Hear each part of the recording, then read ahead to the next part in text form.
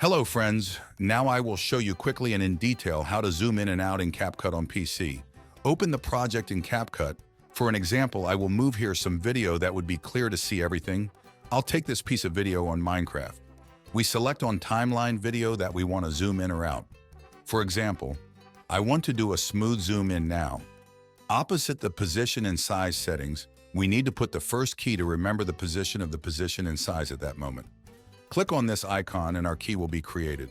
Next, let's move the video row forward a little bit and put the key again.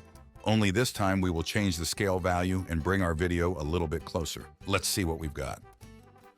Great, as you can see, we now have a smooth zoom in the video. Let's do a quick reverse effect for an example. That is, from zooming in, let's go back to the normal size of the video. Also put two keys, only the value of the first key we do not touch.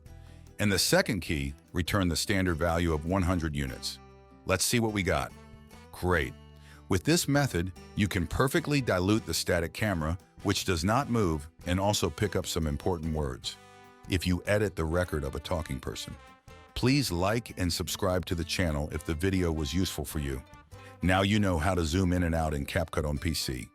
Good luck.